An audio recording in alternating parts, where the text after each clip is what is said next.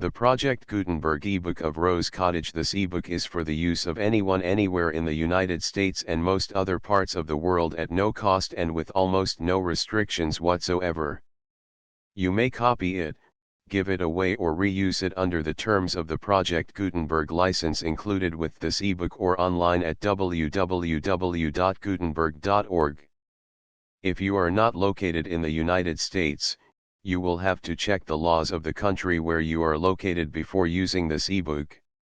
Title: Rose Cottage. A story. Author: Eleanora H. Stooke. Release date: January 18, 2024. Ebook number 72752. Language: English. Original publication: London, Gall and Inglis, 1900. Start of the Project Gutenberg ebook. Rose Cottage. Transcriber's note: unusual and inconsistent spelling is as printed.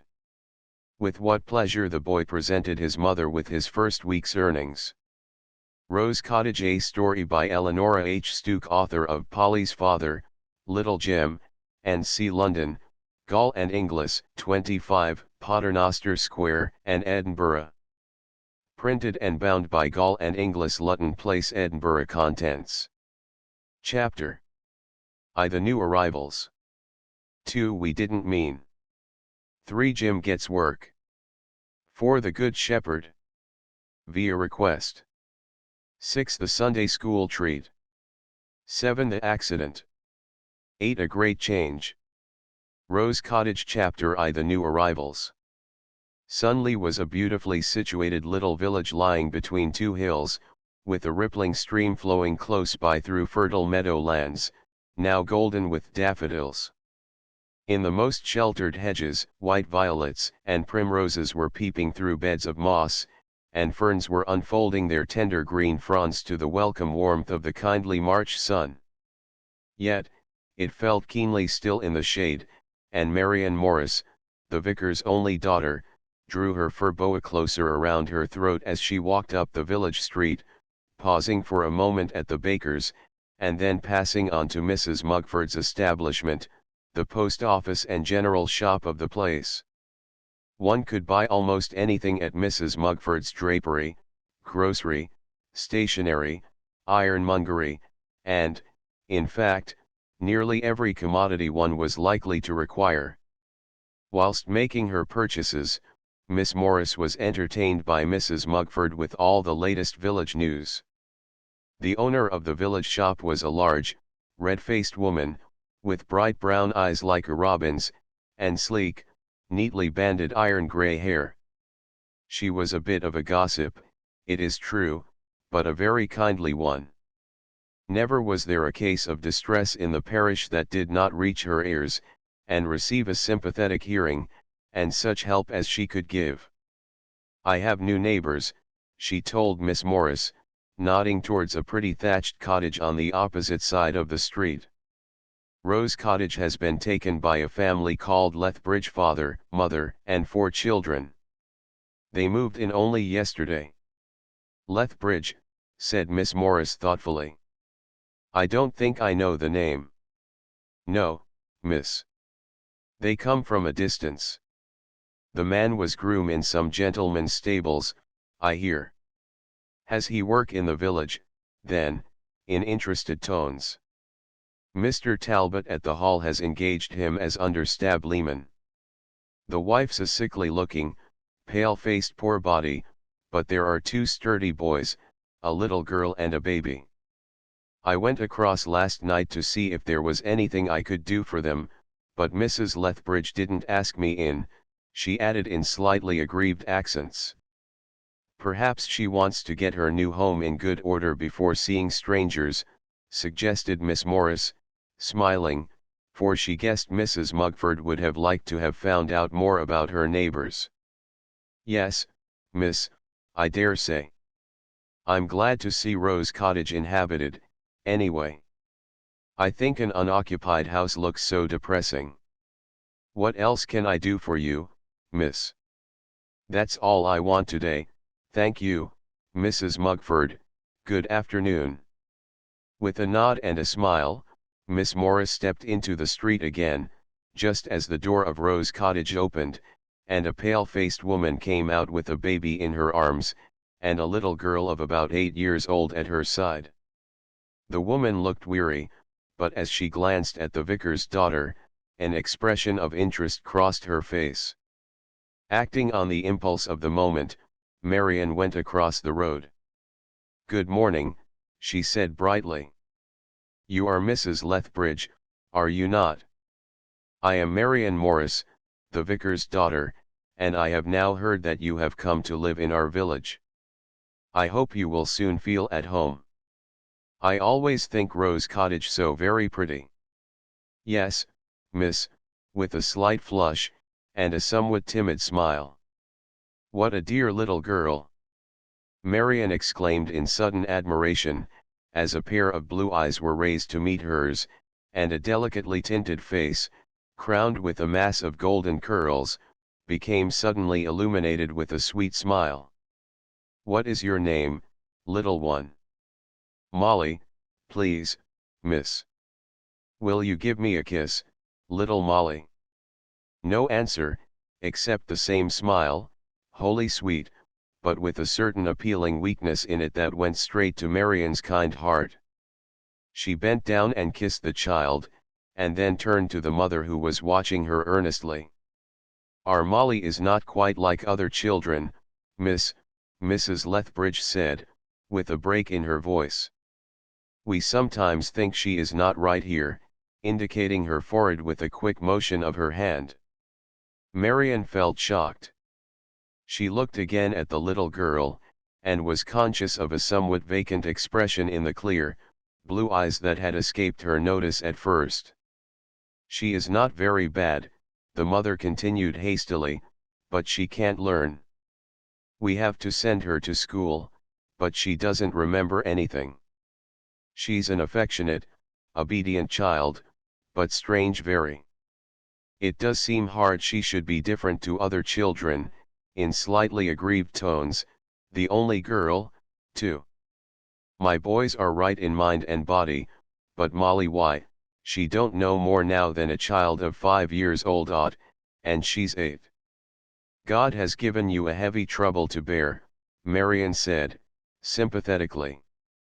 "He has, indeed, miss.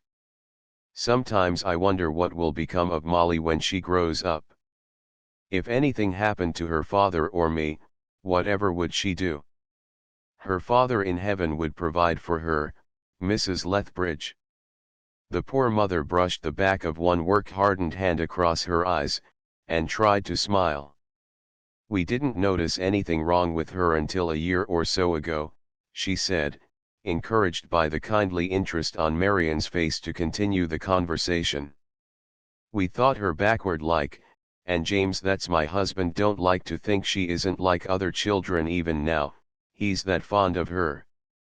I can understand it. Perhaps her mind will strengthen as she grows older. She is in God's hands, and He will take care of her. You must always remember that." Mrs. Lethbridge made no answer, but she sighed, and the tears welled up into her eyes again. She began to sway the baby to and fro on her arm. He was a bright-looking child, and he crowed merrily, and laughed in his mother's face. "Will you please step inside, miss?" Mrs. Lethbridge asked. "Not today, thank you, but I will come to see you soon, when you are really settled in your new home, and make the acquaintance of your other children. The boys are gone to school, miss. I sent them at once to keep them out of mischief." Marian laughed, and at that moment Molly, who had wandered a few steps down the street, returned to her mother's side, and stood looking up at her new acquaintance, with her sweet, wavering smile. "She seems very happy," Marian said, softly, to Mrs. Lethbridge. "Yes, miss, there's one comfort, she's always happy. She never cries, or is cross and fretty like some children. That is a great blessing, is it not?" "It is, indeed, miss." After a little more conversation, the vicar's daughter passed on her way down the street, leaving Mrs. Lethbridge gazing after her with a look of interest and approval on her face. Presently the boys returned from school, and their mother went in to prepare their tea, placing the baby in Molly's arms to nurse. The little girl sat on the doorstep in the sunshine. Baby was heavy, but she held him firmly. The village children, curious at the sight of a strange face, paused outside Rose Cottage to stare at Molly, but she did not mind, only smiled at them in her usual friendly fashion. One little girl spoke to her at length, asking what's your name, eh? Molly, still smiling. What else? Then, receiving no answer, where do you come from? Still no answer, except a shake of the golden head. I believe she's silly, cried out one sharp-looking little girl, whereupon there was a general laugh, which Mrs. Lethbridge heard. She came out, and immediately dispersed the children. But the sharp young eyes had noticed something unusual about Molly, and when, a few days later, she appeared at the village school, the children, with the thoughtlessness of youth, were ready to tease her unmercifully. They called her Crazy Molly, but they soon found she was not resentful in the least, and to all their laughs and taunts she listened in silence, only sometimes her sweet, weak smile faded into an expression of astonishment and pain. Chapter 2. We didn't mean. I am ashamed of you all. It was Marian Mora's clear voice, raised in accents of indignation as she came upon a group of children in the street, surrounding Molly Lethbridge, who was on her way home from school. The vicar's daughter had arrived upon the scene in time to see one pull Molly's hair, another hustle her roughly, whilst the others were laughing with great enjoyment. In one moment Marian had pushed her way to Molly's side, and had taken her hand in a protecting clasp, whilst the child looked up at her with troubled, wistful eyes. Shame on you to tease and worry one who cannot protect herself, to take delight in tormenting one whom God has made weaker than yourselves. Do you forget that he sees you, that he hears every jeering laugh, every mocking word? The children scuttled away hastily, leaving Molly alone with her friend. Still holding the child by the hand, Marian took her home. Rose Cottage looked as pretty as usual outside, but inside, everything was poverty-stricken. Marian was not surprised, for she had learnt that the money James Lethbridge should have given to his wife was spent mostly at the White Hart, as the village inn was named. He had lost his former situation through his drunken habits, and seemed in the way of losing his new post if he continued the life he was leading. The baby was asleep in the cradle, and Mrs. Lethbridge was engaged in ironing. She dusted a chair, and offered it to her visitor, who begged her to continue her occupation. I have brought Molly home, Marian explained, as she sat down. The children were teasing her. I fear they make her unhappy. The mother glanced sadly at her little daughter, who had gone to the cradle, and was now imprinting a tender kiss on the baby's rosy cheek. It seems a pity you are bound to send her to school, Marian continued, for she learns but little, I think you told me. Almost nothing, miss, she knows her letters, and that's about all. But, of course, she must go to school. I should be glad enough to keep her at home to mind baby. I expect the children will leave off teasing her when they find she doesn't mind. I think she does mind, but she is evidently not resentful.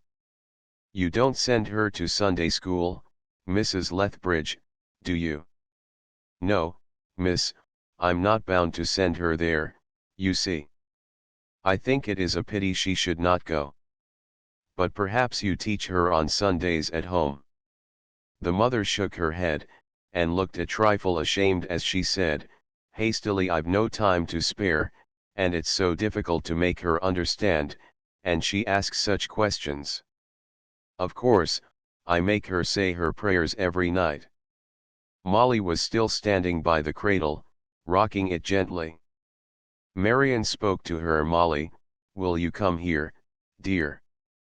The child moved to her side, and stood looking up into her face, expectantly. You love baby very much, do you not, Molly? A nod in response. And who else do you love? Father, after a moment's anxious thought. Anyone else, my dear? Mother and the boys, the blue eyes glancing at the figure at the table busily plying the iron. There is someone else surely, Molly.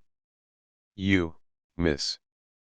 Marian bent down, and impulsively kissed the little upturned face as she whispered, don't you love Jesus, darling? Don't you? No, miss.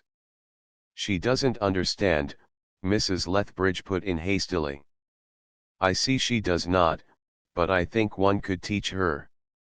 Will you let her come to Sunday school, Mrs. Lethbridge, if I manage to take her in my class? I will call for her every Sunday. Oh, miss, how truly good of you to think of it. I should be that glad. Mrs. Lethbridge put down her iron, and, sinking into a chair, burst into tears. Marian went to her side, and laid her hands sympathetically on the poor woman's heaving shoulder. What is it? She asked, gently. I fear something is wrong. I think it helps one to bear a trouble if one can speak of it, and perhaps I could assist you in some way. I am very foolish, Mrs. Lethbridge said, as she hastily dried her eyes, but I have a lot to try me, and a deal to put up with. I know I've not taught Molly all she ought to know, but after she was born, things went very wrong with us. My husband took to drink, and neglected his home for bad companions, and that has made me feel wicked and bitter, and many has been the time that I've thought God has forsaken us. Oh, dear, Marian cried, just when you want him for your friend so much. You know, Jesus promised never to forsake his people. Yes, miss, but sometimes I haven't been able to think it. It is God's own promise, Mrs. Lethbridge. If we ask him, he will help us to bear our troubles. You must cast yours all on him, for he careth for you. When I hear you speak, miss, I seem to feel it is all true, but when you're gone and my husband returns the worse for drink, and swears at the children and me, maybe I shall doubt again.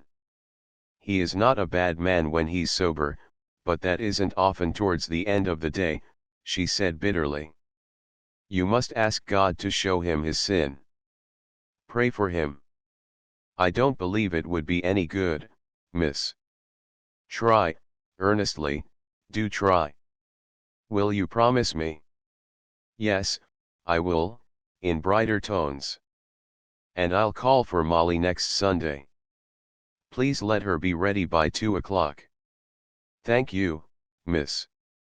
I do feel very grateful to you for taking such an interest in her.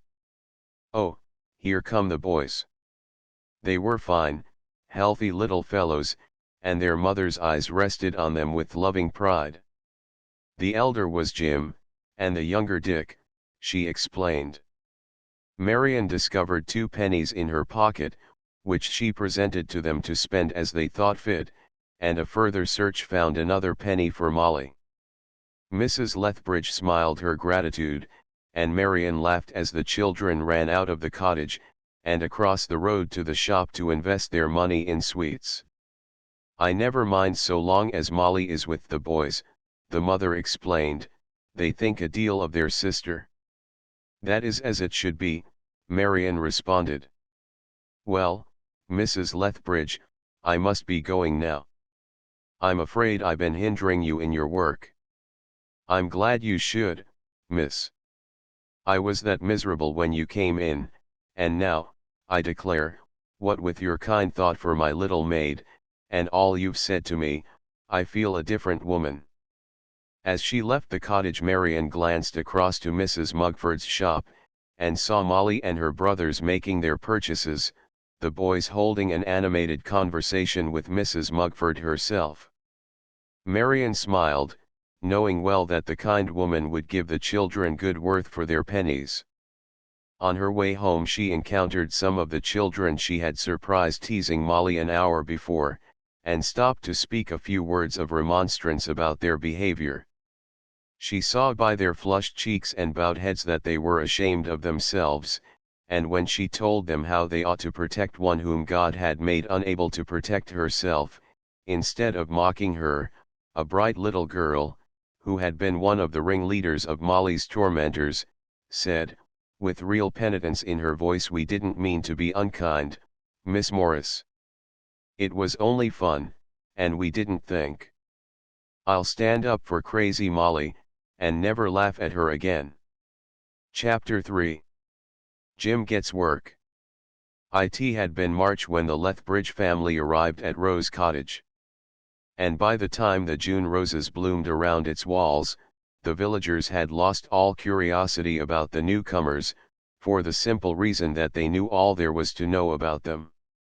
The mother was a quiet, hard-working woman, everyone agreed, and did the best she possibly could for her home, whereas the father was a drinker, and it was a wonder, everyone said, that Mr. Talbot retained him in his service.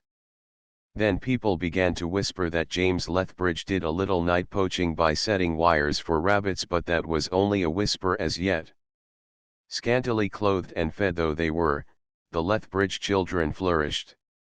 The boys were nice little fellows, and when Mrs. Mugford engaged Jim to deliver her customers' purchases out of school hours, everyone said his good fortune was no more than he deserved. With what pleasure the boy presented his mother with his first week's earnings, and with what pride she received the money. "Why, Jim," she said, quite brightly, a happy smile lighting up her thin, worn face, "you'll soon be a man. Fancy you able to help me like this." "When I'm a man, mother," the boy answered fondly, "I'll work for you so that you won't need to slave like you do now. I mean to save my money, and grow rich. It must be grand to be rich, I think. Money doesn't always bring happiness, Jim. When I was in service as a girl, I lived with some very rich people, and they were most miserable, never helped others, or gave to the poor. Of course, all rich folks ain't like that. Miss Morris, for instance, mother. Oh, I don't think she's at all well off, Jim. I've heard tell that the vicar has as much as he can do to make both ends meet." "Why, mother, I thought he must be rich. And Miss Morris somehow looks rich, don't you think?" Mrs. Lethbridge smiled at her little son's astonishment, and, after a few moments' thought, she said, "Well, Jim, perhaps you're right in one way. I think, somehow, Miss Morris does look rich, and I'll tell you why I believe it is. She is rich in love, for where is there one in the parish who doesn't bless her for her sweet ways, and love her dearly? I think she's one of those the vicar preached about last Sunday, who lay up for themselves treasures in heaven, and that's what gives her that happy, contented look that makes one think she's got everything she wants." "Maybe that's it," Jim agreed. The other children had gone to bed, and Mrs. Lethbridge and her elder son were alone. They had their frugal supper, and, glancing at the clock, the mother saw it was nearly 10. "I think you had better go to bed, my boy," she remarked, "for you must be very tired, I know." "Shan't I wait up with you till father comes, mother?" "No, it will be more than an hour before then. He is sure to be late," she added with a sigh. "It's a shame," Jim grumbled, "that father should keep you waiting for him like this, when he's only amusing himself at the White Hart, and he'll stay there till they turn him out at 11 o'clock. He's always the last to go. Do let me sit up with you for company, mother." "No, Jim," with decision in her tones, "I shall be a great deal happier to know you're in bed resting." Remember, 1 hour's sleep before 12, is better than 2 after, and boys like you should have long nights. Ain't you very tired, mother? Well, a little, my dear. Kiss me now, like a good lad, and be off to bed. Jim complied, somewhat reluctantly, and then stole softly upstairs, so as not to awaken the sleeping children, and into the little room he shared with his brother. He really was more tired than he had ever been in his short life before. He was but a small boy, and Mrs. Mugford's baskets of groceries and other commodities had weighed heavily. His arms and shoulders ached, but there was an exultant feeling in his brave young heart that he had had his start in life, and that he must work hard to help his mother. He was not long undressing, then he knelt down by the side of his bed to say his prayers, to ask God to bless all those he loved, and make him a good boy. He could hardly keep his eyes open, and scarcely a moment after his head touched the pillow, he was asleep. The next morning he awoke rather later than usual, to find his brother had already arisen. His arms were stiff, and he felt still tired, but after a good wash, he was considerably refreshed, and, quickly dressing, went downstairs. Breakfast was ready, and the children gathered around the table to partake of weak tea and bread and dripping. Mrs. Lethbridge looked heavy-eyed, and was somewhat silent, but the boys were in excellent spirits, and kept the conversation going, whilst Molly, smiling as usual, put in a word now and again in her hesitating fashion.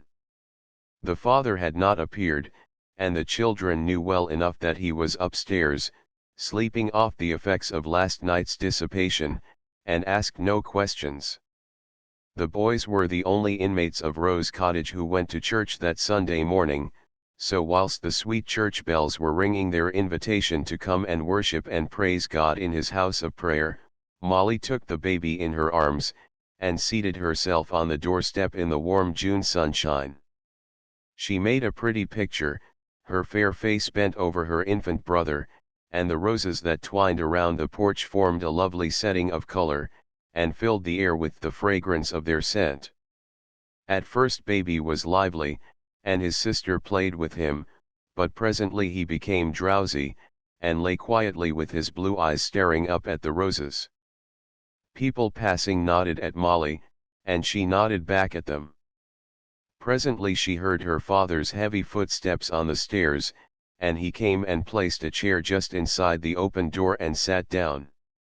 He would be at home all day, for it was so arranged by Mr. Talbot that he should have every alternate Sunday free from work at the Hall, and this was one of the Sundays on which he was his own master, to do as he pleased. "Well, Molly," he said, with a yawn, "don't you find it too hot out there in the sunshine?" "Oh, no, father. How my head does ache, to be sure," he continued. "The sound of those bells makes it worse." Molly was silent for a moment, then she said, "Do you know what they say, father?" "They don't say anything, child, but just keep on that incessant chiming." "Oh, yes, they do," the child insisted. "Miss Morris told me what they said." "What is it, dearie?" her mother asked, coming to the door, and taking the baby out of Molly's arms as she spoke. "Is it the bells you're speaking of?" "Yes, mother, don't you hear what they are saying?" Mrs. Lethbridge listened a moment, to satisfy the child, and shook her head. "Father, don't you hear?" appealing to him again. "No, I'm sure I don't," he said, laughing. Molly lifted up her finger, and with her head on one side, as though the better to hear the chiming of the bells, she chanted, "Will you come and sing and pray," softly, several times, her voice rising and falling with the notes of the bells. "Mother, don't you hear it now?" Husband and wife glanced at each other quickly, and the latter made answer, "Yes, Molly, I think I do." Chapter 4 The Good Shepherd.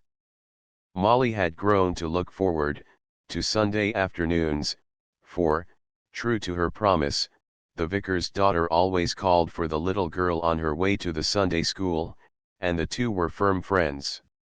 Molly learned slowly, indeed, but once she grasped an idea she retained it. She had come to know that Jesus was her Savior, and that he loved, and watched over her. Praying was talking to Jesus, and she might tell him anything, she might speak to him anywhere, and he would always hear and understand. When she went to church, it was to sing his praises, and join with others who loved him in worshipping in his house of prayer. So much had Marian Morris succeeded in teaching Molly, when the child surprised her parents by repeating to them the message of the bells. That same afternoon, as the little girl tripped along by Marian's side, she continually chanted to herself, "Will you come and sing?" and "Pray," in a monotonous undertone. Till her companion remarked, "I did not see you at church this morning, my dear." "No, miss," the child answered. "Mother could not leave, 'cause of baby." "Who generally looks after baby when mother and you go to church?" "Father, miss." "That is kind of your father." Molly nodded, and in a minute abruptly volunteered a startling piece of information. "Father was drunk last night," she said. Marian was silent, grieved at the news, shocked that Molly should know her father's weakness, and filled with pity for poor Mrs. Lethbridge. "Mother cries when father gets drunk," the child continued, with a somewhat wistful look on her pretty face, "and Jim is cross." "I hear Jim is Mrs. Mugford's errand boy." "Now," Marian interposed hastily, feeling she could not discuss the father's sin and its consequences with the child, and desiring to change the conversation, "that is a very good thing for him, I should think." "He carries big baskets," Molly said, eagerly, "such big baskets. And Mrs. Mugford gives him pennies, lots of pennies. I expect Jim works hard for his pennies, and well deserves them, my dear." "Jim will soon be a man," the little girl remarked, quaintly repeating a remark she had heard from her mother's lips. Marian, as she thought of Jim, and his short life of 11 years, laughed. Meeting the blue eyes of her little companion at that moment, she wondered if Molly's smile was really less weak and vacant than usual, or if she was merely becoming accustomed to the expression. Although Mrs. Lethbridge had intimated that Molly was not right in her mind, the vicar's daughter had come to the conclusion that she had more understanding than she was accredited with. Slow and backward she undoubtedly was, shy at first with strangers, and reserved with other children. To teach her anything one had first to win her heart, and appeal to her affections, for all learning was laborious to her, and fraught with great difficulty. But she would do anything for one she loved, and for Marian Morris, Molly did her best. The vicar's daughter was often surprised to find how much the child was learning, and thus encouraged, she exerted herself still more to teach her. After the children had all gone to Sunday school that same afternoon, and Mrs. Lethbridge had washed up the dinner things, she sat down by the open window to take a little rest. Opposite, her husband was asleep in his chair, and as her eyes rested on his face, she could not help noticing the marks that his drinking habits were leaving on his once good-looking countenance.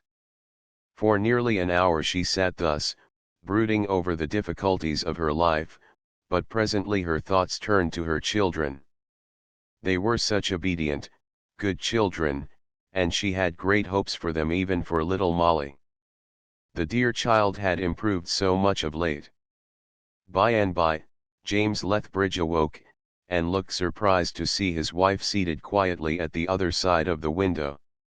"Why, Jenny," he said, "it's not often I see you idle, even on a Sunday."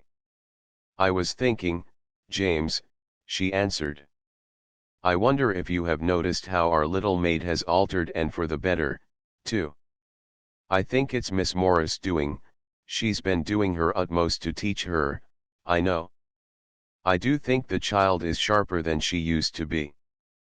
Perhaps she is, but I haven't been noticing her much. You know I never would allow that she wasn't all right. No, but you know she's not quite like other children of her age. Weren't you struck by what she said about the bells this morning? I was. It set me thinking, James, and looking back on our courting days, when we used to go to church regular. The husband made no response, only cast a surprised look at his wife. But at that moment Miss Morris was saying goodbye to Molly outside the door, and the brief conversation was at an end. Molly came in with glowing cheeks and shining eyes.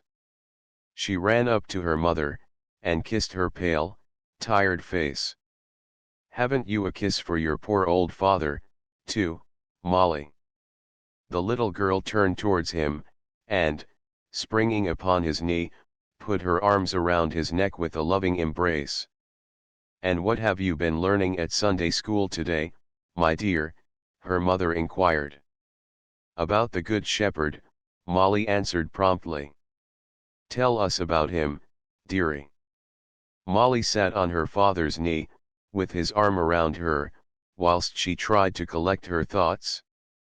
It was an effort, and for a moment her face was clouded, then a glimmer of brightness drove away the gloom. "He is the King of Love," she said, nodding her head and smiling. "Who?" Mrs. Lethbridge asked gently. "The Good Shepherd Jesus, you know. He had a lot of sheep, no one can count how many, and he loved them very much. Some did as they were told, and were good. But there was one, I think it was a lamb because of the picture." Molly paused, glancing from one listener's face to the other, but meeting her mother's encouraging smile, continued more fluently. "There was one little lamb that wouldn't listen to the Good Shepherd, and was very naughty, and was lost." A troubled look crossed the child's face, the ready tears welled up into her blue eyes, but in a moment the shadow had fled again, and she continued in quick, glad tones, "But Jesus found him at last, after a long, long while, and brought him home quite safe, the naughty little lamb. Father, did you ever hear about it all before?" "Seems to me I have, Molly, years and years ago." "Do you know how the Good Shepherd found the little lamb, Father?" "No, my dear, I don't. He went about calling the little lamb's name, and at last the little lamb heard. I 'spect he came running when he heard the Good Shepherd's voice. There's a picture of Jesus with the little lamb on his shoulder in Mrs. Mugford's shop, Father. That's how I know 'twas such a weeny, weeny lamb." "Is there?" said her father. "Why, so there is, Molly," Mrs. Lethbridge said, smiling. "I saw it in the window yesterday. I 'spect it would cost a lot of pennies to buy it, wouldn't it, Mother?" "I don't know, my dear. I dare say it would. I hope Mrs. Mugford will keep it there for a long, long time." "Why, my dear?" asked her mother. "So that I can look at it every day." "Bless me, child, what an idea," her mother exclaimed. "Mrs. Mugford will sell the picture as soon as she possibly can, you may depend upon that. But there, look at it as much as you like, if it pleases you, and I don't suppose Mrs. Mugford will mind your looking."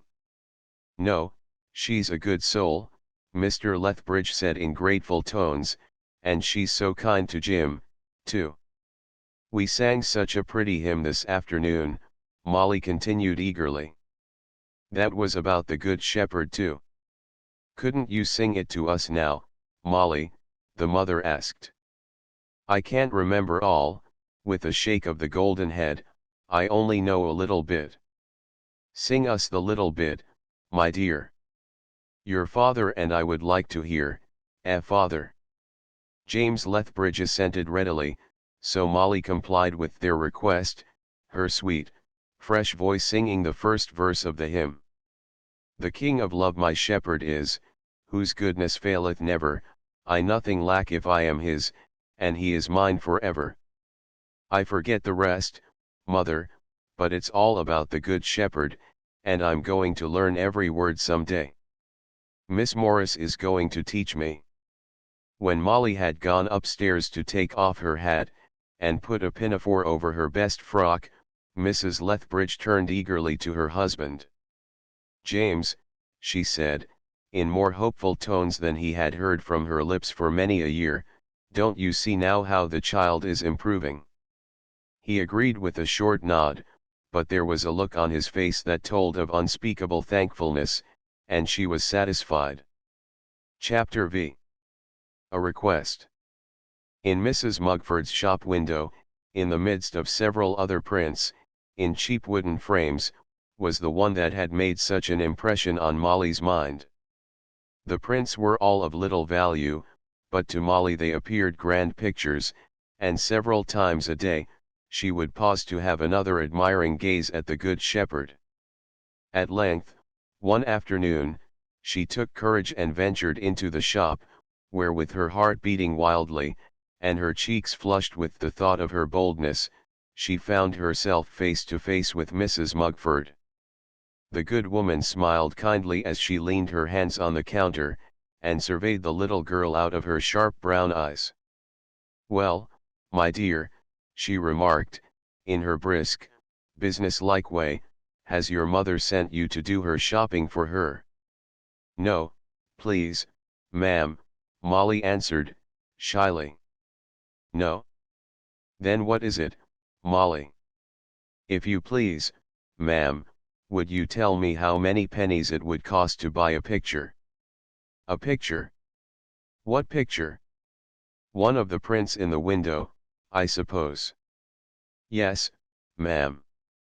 I mean the Good Shepherd." "Oh," exclaimed Mrs. Mugford, in great astonishment. "It's 18 pence, and very cheap at that." 18 pence, said Molly, doubtfully. "Please, how many pennies is that?" 18, Mrs. Mugford replied, with difficulty concealing an amused smile, then noticing the expression of dismay on the child's face. "Were you thinking of buying it?" Molly nodded gravely. Mrs. Mugford surveyed her for a few minutes in puzzled silence. "Now, I wonder what makes you want that picture," she said at last, inquiringly. "It is so beautiful. The Good Shepherd looking so glad 'cause he's found a little lamb." "Oh, you know all about it, I see," Mrs. Mugford said aloud, whilst inwardly she was saying, "This is the child folks say is not right. It strikes me she's right enough." "I go to Sunday school," Molly continued, encouraged by the kindly look in the eyes that were watching her so sharply, "and Miss Morris told me all about him. He is the King of love, the hymn says so." "What hymn, my dear?" "Ah, I remember. Well, now, about this picture, how many pennies have you?" "Only 2, ma'am. One the vicar gave me last week, and one Jim gave me on Saturday." "Ah, I'm afraid I can't sell it for that." "Do you think you will ever be able to save 18 pennies?" "I don't know, ma'am. I think you'd better ask your father about it." "I'll tell you what I'll do. I'll keep that print in the window along with the others, but if anyone wants to buy it, I'll say it's bespoken. I'll keep it there a month, and by that time you'll know if there's any chance of your buying it." "Oh, thank you, ma'am. You will let it stay in the window where I can see it?" "Yes, I will." "Oh, thank you," said Molly with great earnestness. Molly's smile was like sunshine at that moment. Mrs. Mugford put a few mixed sweets into a screw of paper, and slipped the little packet into the child's hand, bidding her run along home, and was rewarded with a look full of deep gratitude. That evening, when her father returned from his day's work at the hall, Molly told him about what had taken place between her and Mrs. Mugford. He listened in silence. He would have much liked to give his little daughter the money for the picture, more especially as she rarely expressed a desire for anything she did not possess, and his conscience told him that if he would only deny himself a few drinks at the White Hart, he could easily spare the 18 pence, but at the same time, he was too selfish to make a sacrifice for even his dearly loved child. Why couldn't Mrs. Mugford give her the picture, he said to his wife, later on, after the children had gone to bed. Why should she, James? Mrs. Lethbridge replied, indignantly. She's always giving Molly sweets, and sending across things to me. You know how good and kind she is. I expect, getting angry at her husband's ingratitude, that she thinks you might give Molly this picture if you liked. No doubt she knows well enough how you spend your evenings, and what you throw away on drink. That will do, Jenny. I'm not going to be talked to by you. If you're going to begin nagging, I'll go. Do you think I care what Mrs. Mugford thinks about me? No, you don't care, alas. It was the beginning of a domestic storm. In a few minutes, husband and wife were exchanging angry, bitter words, and ere long, James Lethbridge strode out of the cottage and betook himself to the White Hart, there to remain till he should be told to go, at 11 o'clock. Of course, the children heard the high words, but they were quite accustomed to hear their parents wrangling, and took little notice. The boys were sleepy, and after listening to their father slam the door, and walk away, they shut their eyes, and were soon blissfully unconscious of everything, whilst Molly lay in her little bed, repeating in a whisper her favorite evening prayer, Jesus, tender shepherd, hear me, bless thy little lamb tonight. Through the darkness be thou near me, bless my sleep till morning light. It had been the first prayer she had ever learned, but it was only lately that she had come to understand the meaning of the words. Tonight, she thought of the Good Shepherd, dwelling upon his love for the little lost lamb, and seeing in her imagination the gentle face of him who gave his life for his sheep. Meanwhile, in the cozy parlor behind her shop, Mrs. Mugford was spending the 1 hour of the day she had to herself. Her Bible lay upon the table at her side, for she had been reading in the Gospel of St. John the story of the Good Shepherd, constrained to do so, doubtless, on account of her conversation with Molly. Now, one could see by the dreamy look on her face, that she was in deep thought. The truth was, as she had been closing up her shop, she had seen James Lethbridge fling himself out of his cottage door, and it had only needed one glance at his enraged countenance to tell her something had gone wrong in his home. Now, as she sat thinking of her interview with Molly, she thought pitifully of the child's father. She had not given him many thoughts hitherto, except to despise him as a drunkard, and blame him as a neglectful husband and parent, but tonight her reflections of him were softened by the memory of the beautiful words she had just finished reading, and other sheep I have, which are not of this fold, them also I must bring, and they shall hear my voice. Mrs. Mugford got up from her chair, and after carefully putting away her Bible in its place, upon the shelf which contained her greatest treasures, she left the house, and crossed the road to Rose Cottage. Mrs. Lethbridge will likely be lonely tonight, she said to herself, and maybe she'll be glad of my company for a while. She tapped gently at the closed door, and receiving no answer stepped into the dimly lit kitchen. Mrs. Lethbridge was seated with her hands covering her face, and she was weeping in a hopeless fashion. She looked up with a start as her neighbor entered, and a shamed look crossed her face when she saw who it was. "I've run in for a few minutes' talk with you," Mrs. Mugford said kindly. "You know I'm all alone of an evening, and sometimes the time hangs heavy." "I'm all alone, too," Mrs. Lethbridge replied bitterly. "The children are in bed, and fast asleep, I suppose?" asked Mrs. Mugford. "Yes," replied Mrs. Lethbridge, "and my husband's gone to the public house as usual." "Ah, that's bad. Don't cry," for Mrs. Lethbridge was beginning to shed tears again. "Crying never does any good, and it'll only make you ill. I'm sorry for your husband, Mrs. Lethbridge." "Sorry," she exclaimed, looking up in surprise, for many expressed blame, but few sorrow, for him who was the cause of all her heartbreak. "Sorry? Yes, indeed I am," said Mrs. Mugford. "He used to be so different before he took to drink.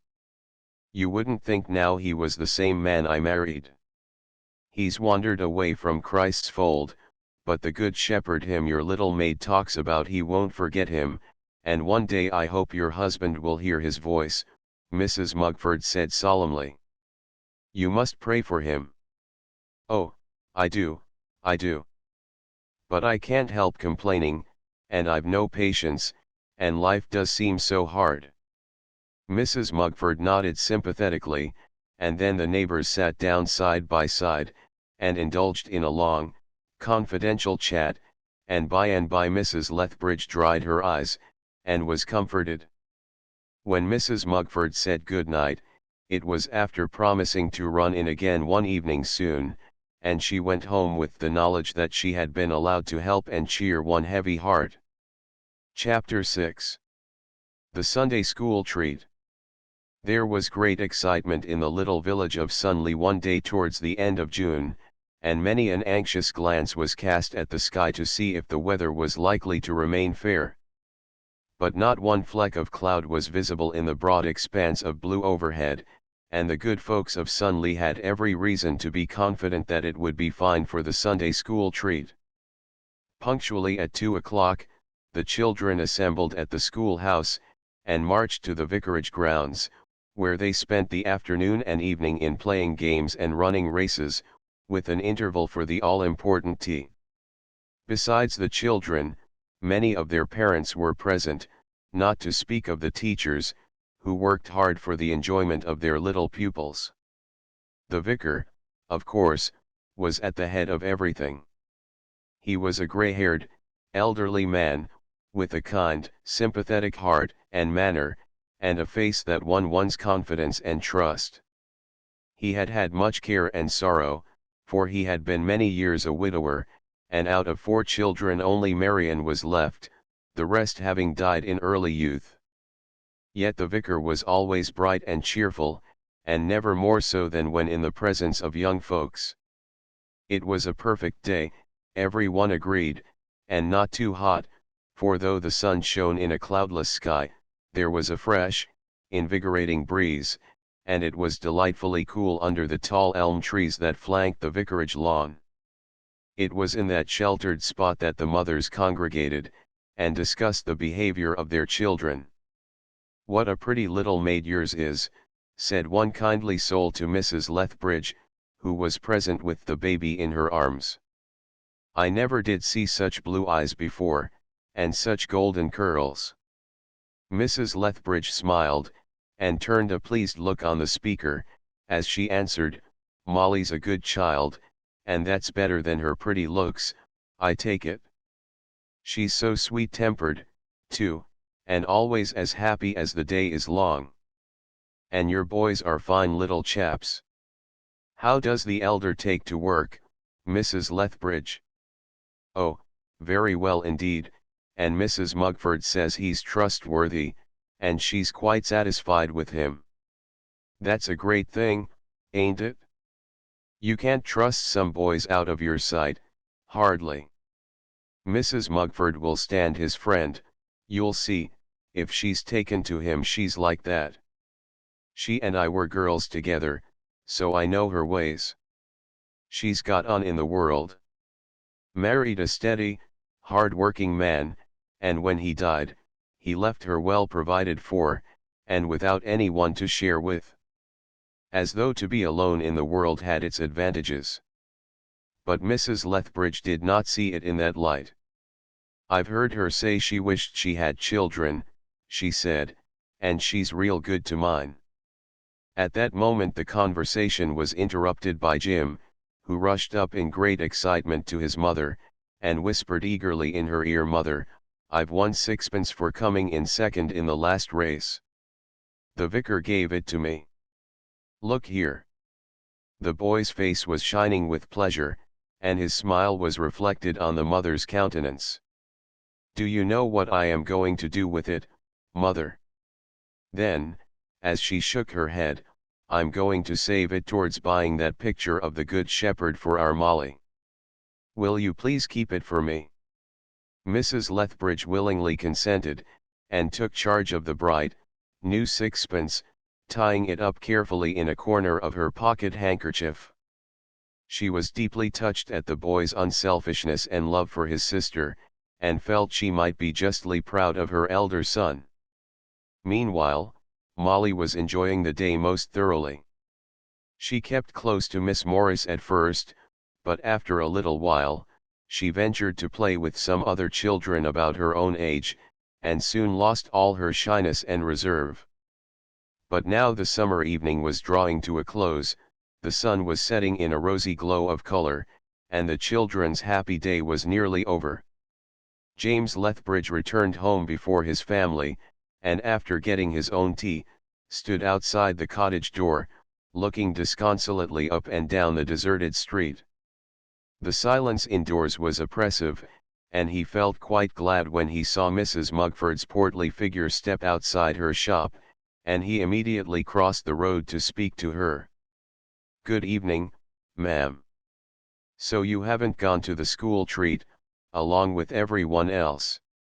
"No," she replied, with a smiling nod of greeting. "I couldn't leave, you know. I should have shut up my shop if it hadn't been for the post office. You see, I'm a public servant, and not my own mistress. But I've not had a single person inside my doors since 2 o'clock today, and I can tell you it's been the longest afternoon I've spent since the school treat last year." "I've had to get my own tea," James Lethbridge remarked, "for the missus has gone with the youngsters. She left everything ready for me, and the door key under a stone where I should know where to find it. It's quite an event for my wife to go pleasuring." "Yes, I know she is a home bird," Mrs. Mugford answered. "This half-day's holiday will do her good, I'm sure. Everyone enjoys the Sunday school treat, old and young alike." "I just stepped across to ask you a favor," James Lethbridge explained. "Now, I hope it's something I can do," Mrs. Mugford said pleasantly. "'Tis only this. I want you to tell Jenny, when she comes home, that I shall be up at the hall all night. We've a horse took dreadful bad with inflammation, a favorite horse of Mr. Talbot's, and he wants someone to sit up with the poor creature, and attend to it. He asked me if I would stay with old Bert tonight, he's the head groom, you know. Bert's getting up in years, and the master thinks it would be too much for him to be up all night alone. Mr. Talbot's very thoughtful for other folks' comfort," Mrs. Mugford remarked. "I hope the poor horse will recover, I can't bear to see an animal suffer." "Yes, I'll give Mrs. Lethbridge your message, but, surely you're not going to the hall yet?" "No, I shan't be expected till 10. I'm just going down the street for a stroll, and maybe I shan't come back again." Mrs. Mugford guessed he was going to the White Hart, but she did not like to offer a word of remonstrance. At that moment, her companion happened to glance at the shop window, and the first object that met his eyes was the picture of the Good Shepherd, that his little daughter so longed to possess. He drew near, and looked at it with interest. "'Tis strange what a fancy our Molly's taken to that picture," he said. "I've thought I should like to make her a present of it one of these days." "I wish you would," Mrs. Mugford answered impulsively. "I can't well afford it, not just now, perhaps on Saturday when I get my wages I'll buy it. I don't feel justified in giving it to her. You see, if one keeps a shop, It doesn't do to make presents of one's goods, said Mrs. Mugford. No, it wouldn't do to begin that sort of thing, James Lethbridge said hastily, and you've been too generous to my family as it is. I've never thanked you, but oh, please don't. Any little thing I can do for your wife, I'm only too glad to do. And I love the children, I never had any of my own. Your Jim's a fine, honest lad. I believe he'll make a good man some day, and Dick's a dear, little fellow, and as for Molly, well there, I can't tell you how fond I am of Molly. I wish you'd manage to give her this picture. Save the money in some way. Mrs. Mugford paused abruptly, rather alarmed at the thought of how her companion would take her last remark, but he was not offended, as she half thought he might be. The kindly interest in Mrs. Mugford's sharp, brown eyes disarmed his first feeling of resentment. He knew well enough, if he refrained from going to the White Hart for a few evenings, that he would save the price of the picture, and he guessed that was what Mrs. Mugford meant. Well, I've a notion I know what you mean, he said in rather a shamefaced fashion, and I don't know that I mayn't do as you say. I must wish you good evening now, Mrs. Mugford, and he turned away, and strolled down the street. Mrs. Mugford watched his retreating figure out of sight, then she went into her shop, and began making preparations for closing for the night. Meanwhile James Lethbridge was halting outside the White Hart, hesitating whether he should enter or not, but for once he allowed his conscience to guide him, and put the temptation aside. Chapter 7. The Accident.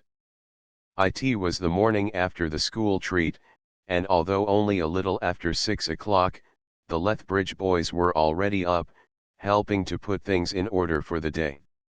I wonder what time father will be home, Dick said, as he coaxed the fire into a blaze, to boil the kettle. I don't know, my dear, early I expect, Mrs. Lethbridge answered in unusually cheerful tones. Evidently the Sunday school treat had done her good. I hope the poor horse is better, Dick continued. Do you think father will be home to breakfast, mother? If I knew what time he was coming, I'd go to meet him. Why, here he comes! Jim exclaimed. I know that's his footstep. He came in looking wonderfully brisk, seeing he had been awake all night, and answered their questions willingly. The horse was better, he and old Bert had done the best they could for it. Mr. Talbot's so pleased his favourite's likely to recover, that he says he'll increase my wages at the end of the week. Now, isn't that good news?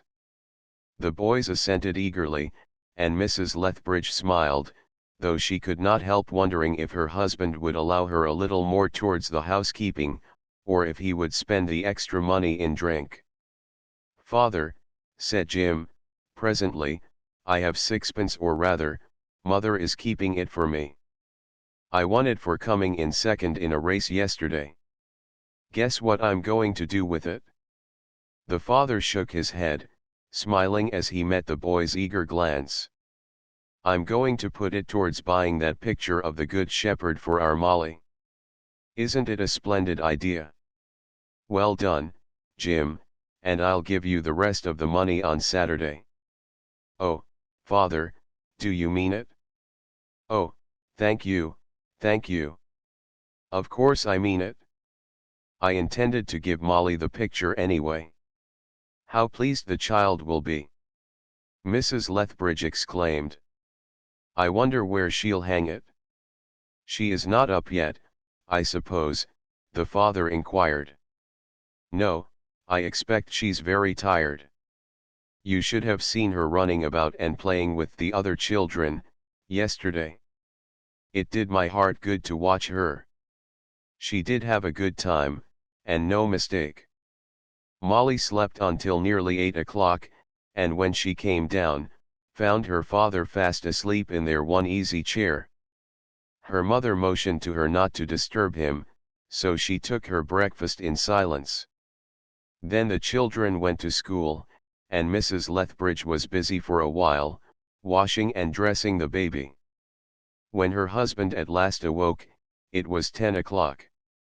He got up immediately, and putting his hand into the deep outer pocket of his coat, drew out a fine rabbit.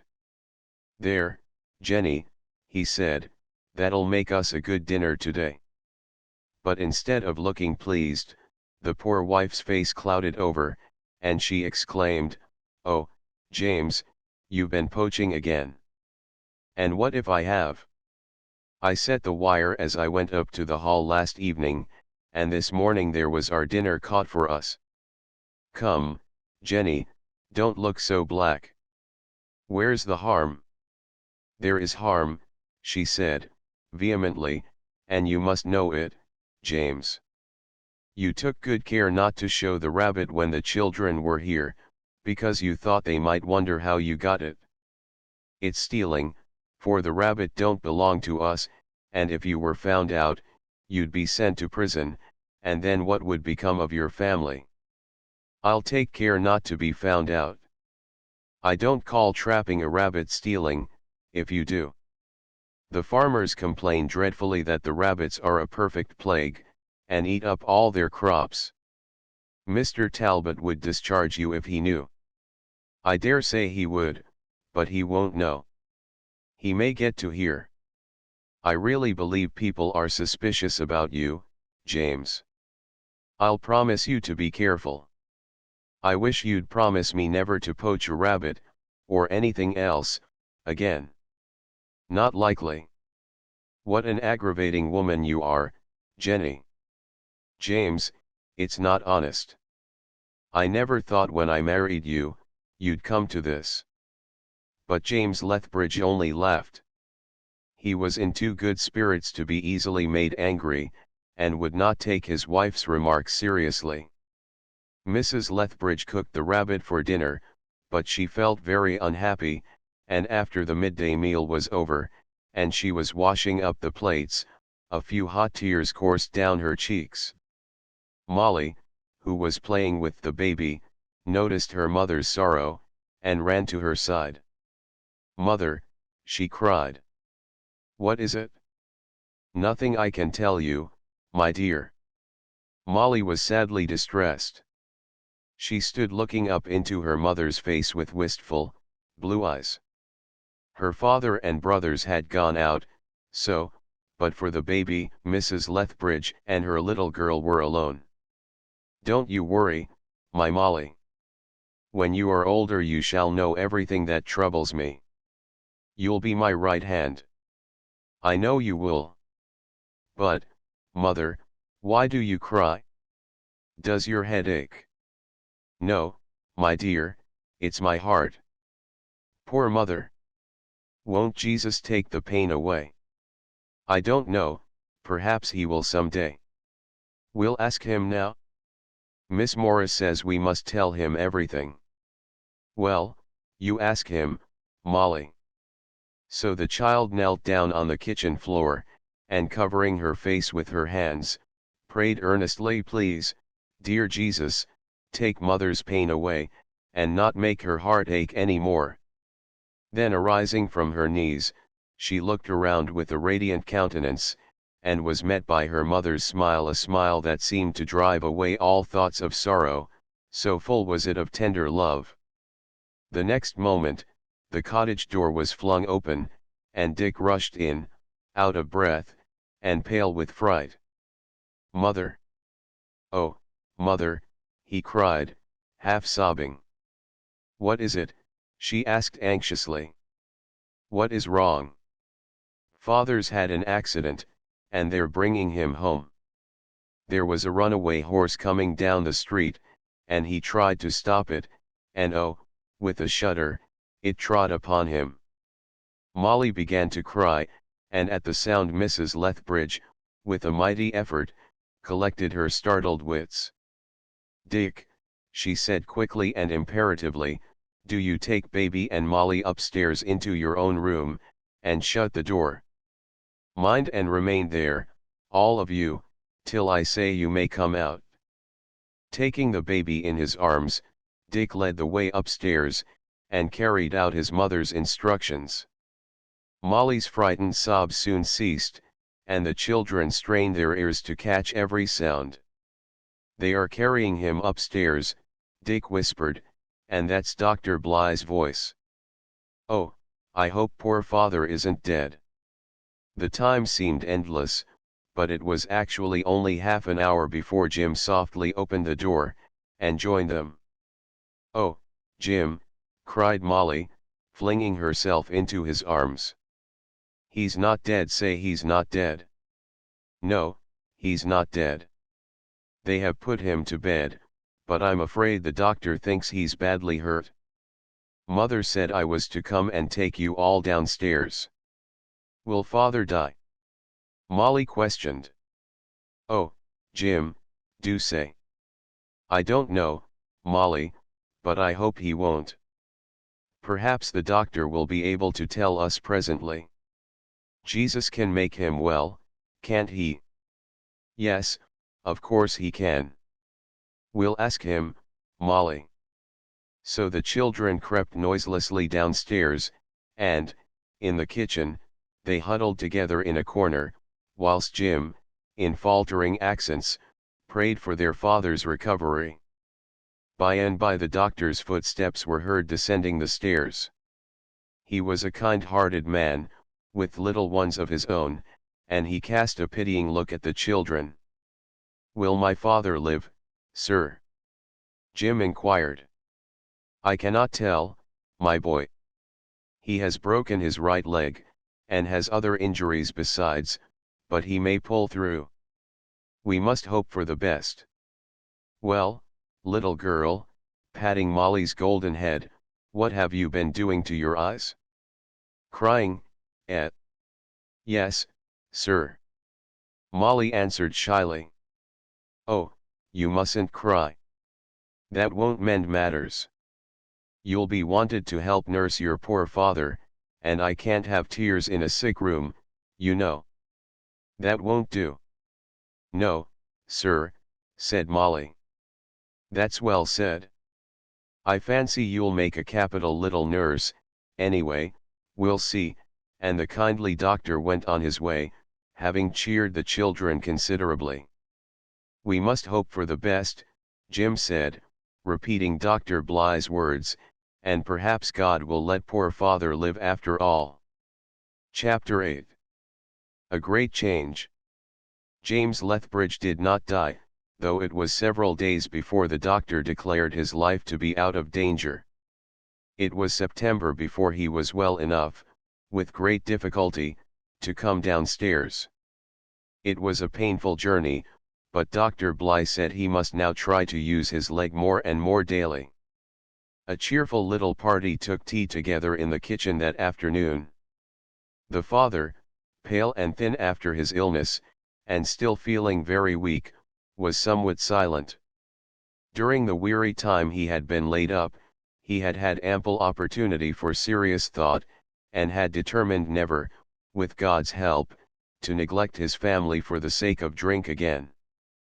Perhaps his talks with the vicar, who had been one of his constant visitors, had had something to do with this determination, and, certainly, the long nights of wakefulness and pain he had endured, during which his conscience had spoken to him plainly, and he had seemed alone with God, had taught him much, and influenced him aright.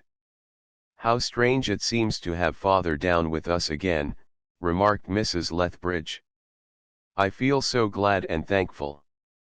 "Father," cried Molly, "you haven't noticed my picture. Look." The father followed the direction of the child's pointing finger, and then gave a start of surprise as he saw the picture of the Good Shepherd hanging on the wall. "Why, Molly," he exclaimed. "How did you come by it?" Molly clapped her hands, and laughed. "You'll never guess who gave it to me, father." "It was Mr. Talbot," Mrs. Lethbridge explained. "He's Molly's latest friend, you know. It was like this. When you were at your worst, Mr. Talbot called to inquire how you were getting on. He only saw Molly and baby, and it seems she got talking to him, wasn't that it, Molly? Yes, mother. He asked lots of questions, and I told him how I went to Sunday school with Miss Morris. And then I told him about the Good Shepherd, and that he could see the picture in Mrs. Mugford's window. He went across to Mrs. Mugford's, but she said he couldn't have it, until he said it was for me, then she let him buy it. I found a nail, and he nailed it up there. I never was more surprised about anything than when I came down and saw it, Mrs. Lethbridge declared, and that was only the beginning of Mr. Talbot's kindness. Every Saturday, as you know, James, he has brought me a sovereign. God must have put it into his heart to be so generous. The husband was silent, but only because he could find no words to express his sense of gratitude. He knew his master had acted thus for the sake of his helpless wife and family, and he felt deeply thankful. The next day Mr. Talbot called, and had a long interview with James Lethbridge, and afterwards Mrs. Lethbridge found her husband in such excellent spirits that she looked at him in surprise. I told Mr. Talbot about the poaching, Jenny, he explained in answer to her look of inquiry. I thought I ought. He was surprised, I could see, but he was so kind, and says when I'm well enough I'm to come back to the Hall, and let bygones be bygones. I mean to start life afresh. And James Lethbridge kept his word. He did start life afresh, and though at first, he found it a hard matter to pass by the White Hart, yet he was true to his determination to abstain from drink. Molly, my dear, Mrs. Lethbridge said one day, do you remember how, on the day of your father's accident, you prayed to Jesus to take the pain from my heart? Yes, mother, the little girl answered. Has it quite gone? Yes, I think, quite gone. It didn't seem an answer to your prayer when we saw your poor father brought home almost dead, but even then God was ordering all for the best. I've been ungrateful and unbelieving, but I'll try not to doubt him any more. He has been so good to us all. Molly smiled her sweet smile, that seemed to have lost its weakness. To all who knew her, it was very plain that the child's mind was gradually, but surely, strengthening. Tasks that it had been almost impossible for her to grasp a year ago, were now retained with only moderate difficulty, and, during her father's illness, she had learned to read. No one ever dreamed of calling her Crazy Molly now. Sharp and clever she would never be, but there was in Molly a truthfulness and desire to do right which nothing could overcome. The love of Jesus, first implanted in her heart by means of Marian Morris' gentle teaching, had fallen upon fertile ground, and was bringing forth abundant fruit.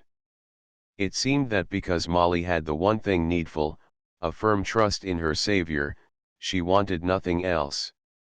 And now we must take leave of the family at Rose Cottage. Mr. Talbot speaks of pensioning old Bird, because he's getting old, and of putting James Lethbridge in his place. Evidently, he can trust him now. Mrs. Mugford, too, feels that she is getting up in years. She is saying that by the time Jim is ready to leave school, she will be wanting help in the shop, and that he will be the very boy for her assistant. Molly still keeps her picture of the Good Shepherd in the same place. We mean to keep it there always, she says, as she shows it to visitors. Isn't it beautiful? And doesn't the Good Shepherd seem to be looking at us now? The end. End of the Project Gutenberg ebook. Rose Cottage updated editions will replace the previous one. The old editions will be renamed. Creating the works from print editions not protected by U.S. copyright law means that no one owns a United States copyright in these works, so the Foundation, and you, can copy and distribute it in the United States without permission and without paying copyright royalties.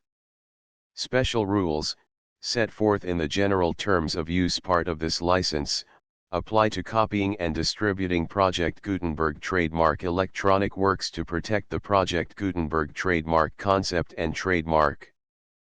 Project Gutenberg is a registered trademark, and may not be used if you charge for an ebook, except by following the terms of the trademark license, including paying royalties for use of the Project Gutenberg trademark.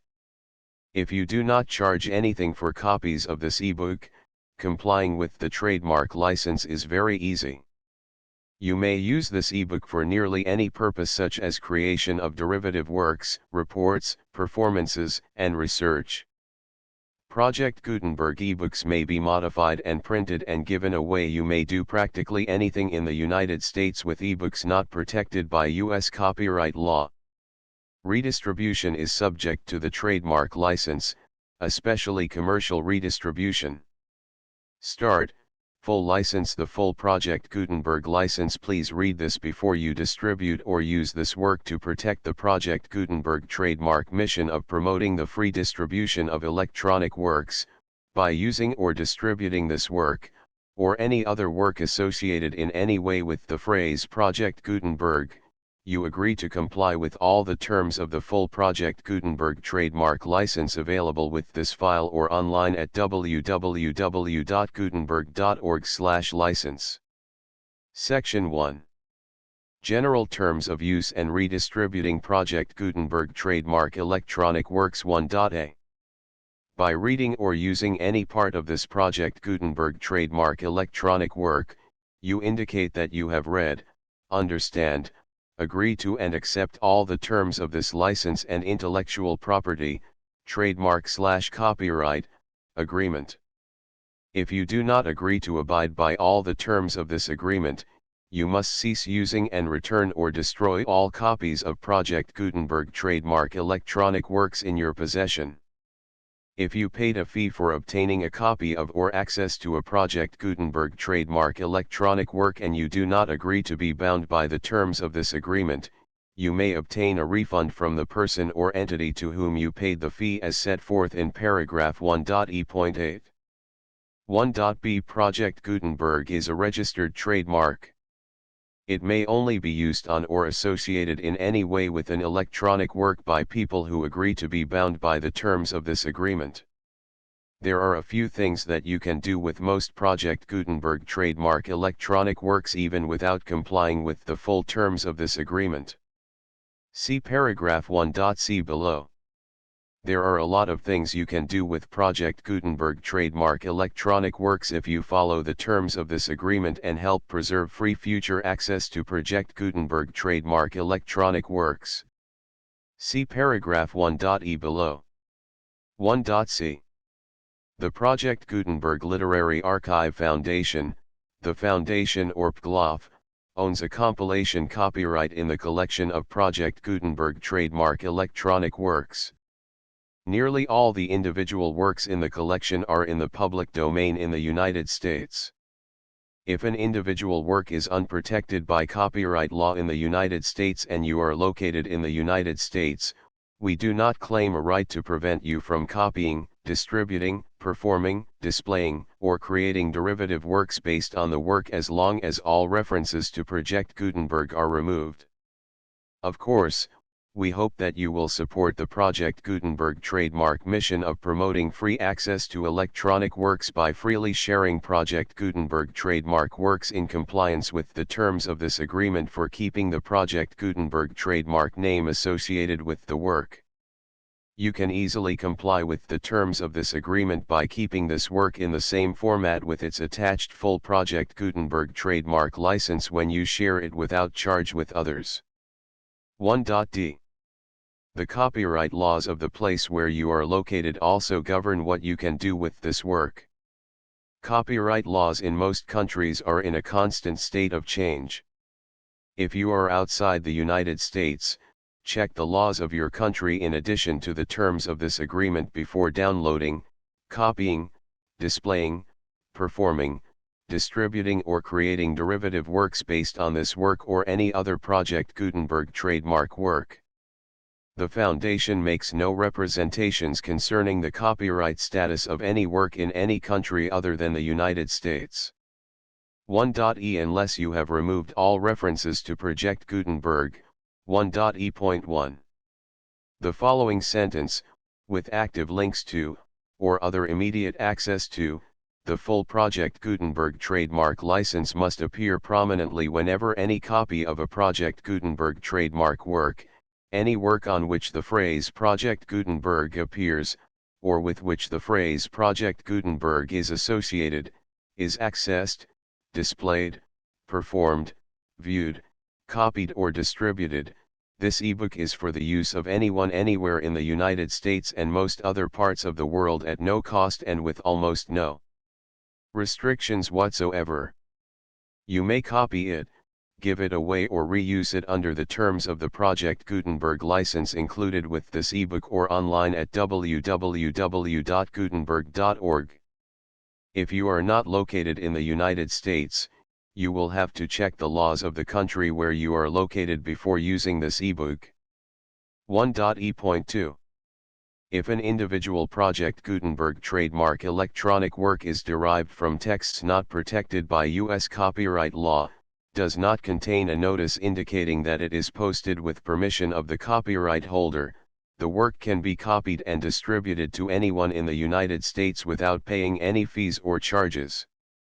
If you are redistributing or providing access to a work with the phrase Project Gutenberg associated with or appearing on the work, you must comply either with the requirements of paragraphs 1.e.1 through 1.e.7 or obtain permission for the use of the work and the Project Gutenberg trademark as set forth in paragraphs 1.e.8 or 1.e.9. 1.e.3. If an individual Project Gutenberg trademark electronic work is posted with the permission of the copyright holder, your use and distribution must comply with both paragraphs 1.e.1 through 1.e.7 and any additional terms imposed by the copyright holder. Additional terms will be linked to the Project Gutenberg trademark license for all works posted with the permission of the copyright holder found at the beginning of this work. 1.e.4. Do not unlink or detach or remove the full Project Gutenberg trademark license terms from this work, or any files containing a part of this work or any other work associated with Project Gutenberg trademark. 1.e.5. Do not copy, display, perform, distribute or redistribute this electronic work, or any part of this electronic work, without prominently displaying the sentence set forth in paragraph 1.e.1 with active links or immediate access to the full terms of the Project Gutenberg trademark license. 1.e.6. You may convert to and distribute this work in any binary, compressed, marked up, non-proprietary or proprietary form, including any word processing or hypertext form. However, if you provide access to or distribute copies of a Project Gutenberg trademark work in a format other than plain vanilla ASCII or other format used in the official version posted on the official Project Gutenberg trademark website, www.gutenberg.org, you must, at no additional cost, fee, or expense to the user, provide a copy, a means of exporting a copy, or a means of obtaining a copy upon request, of the work in its original plain vanilla ASCII or other form. Any alternate format must include the full Project Gutenberg trademark license as specified in paragraph 1.e.1. 1.e.7.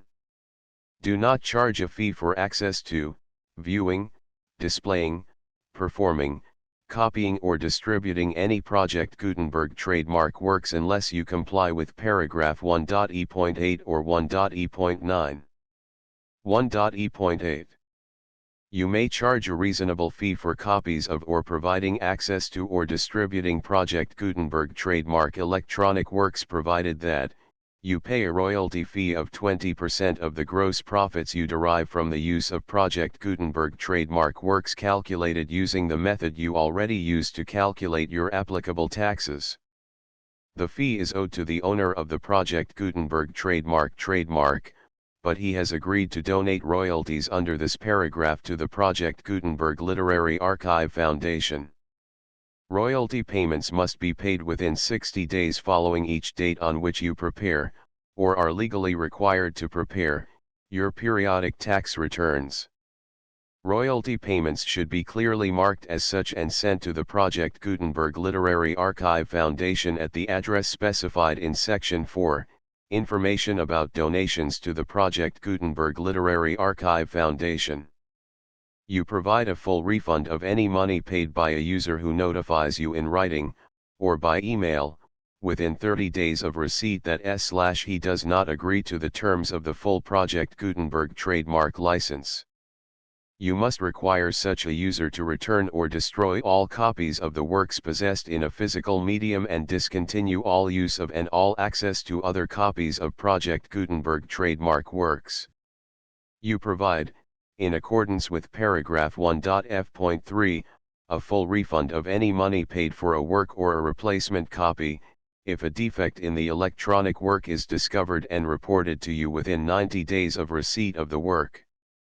You comply with all other terms of this agreement for free distribution of Project Gutenberg trademark works. 1.e.9. If you wish to charge a fee or distribute a Project Gutenberg trademark electronic work or group of works on different terms than are set forth in this agreement, you must obtain permission in writing from the Project Gutenberg Literary Archive Foundation, the manager of the Project Gutenberg trademark. Contact the Foundation as set forth in Section 3 below. 1.f.1.f.1. Project Gutenberg volunteers and employees expend considerable effort to identify, do copyright research on, transcribe and proofread works not protected by U.S. copyright law in creating the Project Gutenberg trademark collection.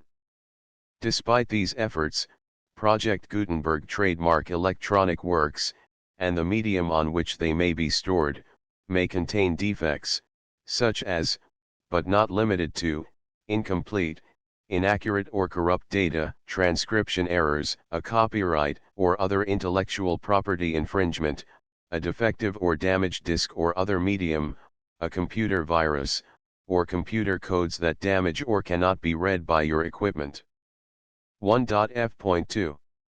Limited warranty, disclaimer of damages, except for the right of replacement or refund described in paragraph 1.f.3, the Project Gutenberg Literary Archive Foundation, the owner of the Project Gutenberg trademark, and any other party distributing a Project Gutenberg trademark electronic work under this agreement, disclaim all liability to you for damages, costs, and expenses, including legal fees.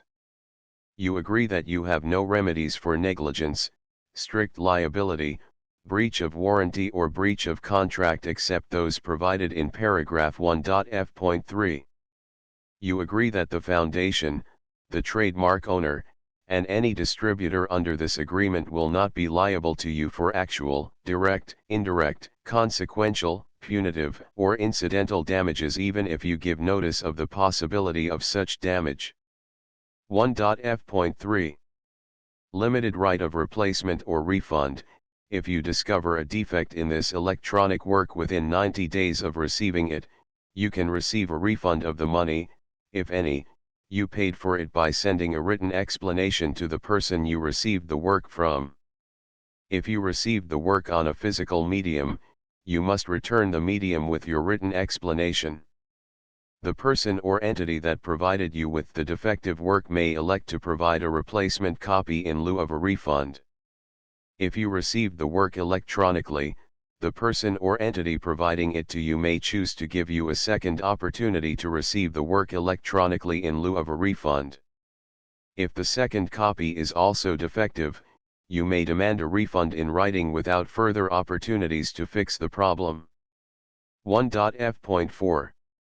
Except for the limited right of replacement or refund set forth in paragraph 1.f.3, this work is provided to you as is, with no other warranties of any kind, express or implied, including but not limited to warranties of merchantability or fitness for any purpose. 1.f.5. Some states do not allow disclaimers of certain implied warranties or the exclusion or limitation of certain types of damages. If any disclaimer or limitation set forth in this agreement violates the law of the state applicable to this agreement, the agreement shall be interpreted to make the maximum disclaimer or limitation permitted by the applicable state law. The invalidity or unenforceability of any provision of this agreement shall not void the remaining provisions. 1.f.6 Indemnity. You agree to indemnify and hold the foundation, the trademark owner, any agent or employee of the foundation, anyone providing copies of Project Gutenberg trademark electronic works in accordance with this agreement, and any volunteers associated with the production, promotion, and distribution of Project Gutenberg trademark electronic works, harmless from all liability, costs, and expenses, including legal fees, that arise directly or indirectly from any of the following which you do or cause to occur. A. Distribution of this or any Project Gutenberg trademark work. B. Alteration, modification, or additions or deletions to any Project Gutenberg trademark work, and C. Any defect you cause. Section 2. Information about the mission of Project Gutenberg trademark. Project Gutenberg trademark is synonymous with the free distribution of electronic works in formats readable by the widest variety of computers, including obsolete, old, middle-aged, and new computers. It exists because of the efforts of hundreds of volunteers and donations from people in all walks of life. Volunteers and financial support to provide volunteers with the assistance they need are critical to reaching Project Gutenberg trademark's goals and ensuring that the Project Gutenberg trademark collection will remain freely available for generations to come. In 2001, the Project Gutenberg Literary Archive Foundation was created to provide a secure and permanent future for Project Gutenberg trademark and future generations. To learn more about the Project Gutenberg Literary Archive Foundation and how your efforts and donations can help, see sections 3 and 4 and the Foundation information page at www.gutenberg.org. Section 3. Information about the Project Gutenberg Literary Archive Foundation. The Project Gutenberg Literary Archive Foundation is a non-profit 501(c)(3) educational corporation organized under the laws of the state of Mississippi and granted tax-exempt status by the Internal Revenue Service. The Foundation's IN or Federal Tax Identification Number is 64-6221541.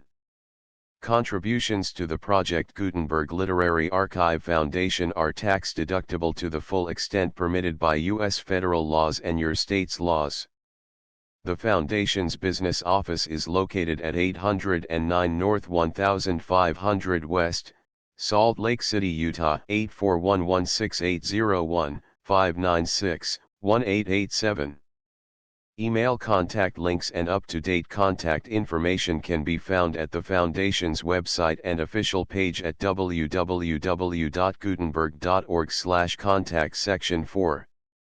Information about donations to the Project Gutenberg Literary Archive Foundation. Project Gutenberg trademark depends upon and cannot survive without widespread public support and donations to carry out its mission of increasing the number of public domain and licensed works that can be freely distributed in machine-readable form accessible by the widest array of equipment, including outdated equipment.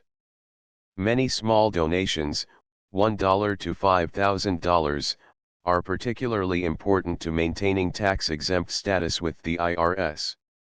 The Foundation is committed to complying with the laws regulating charities and charitable donations in all 50 states of the United States. Compliance requirements are not uniform and it takes a considerable effort, much paperwork, and many fees to meet and keep up with these requirements.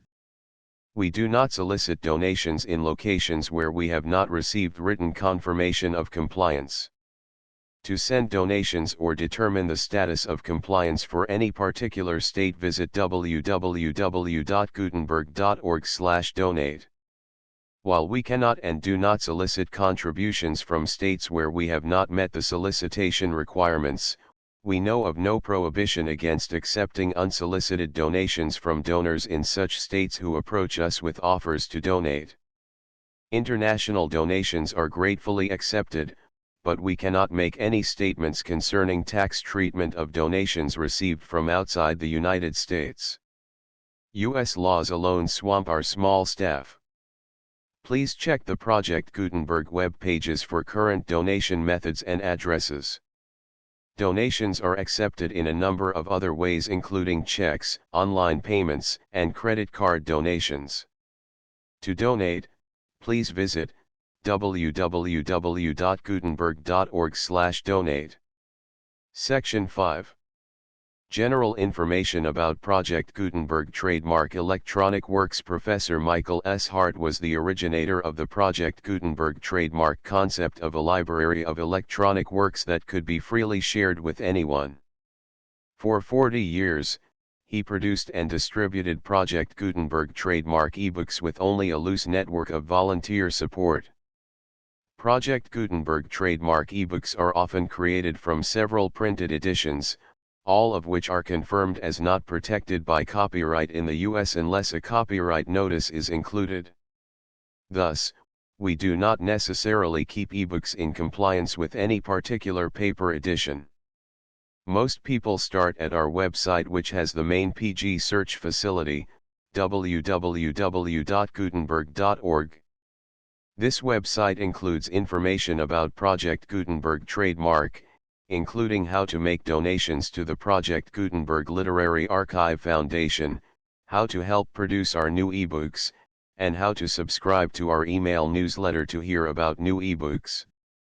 Rose Cottage Chapter I, Chapter 2, Chapter 3, Chapter 4, Chapter V, Chapter 6, Chapter 7, Chapter 8. The full Project Gutenberg license.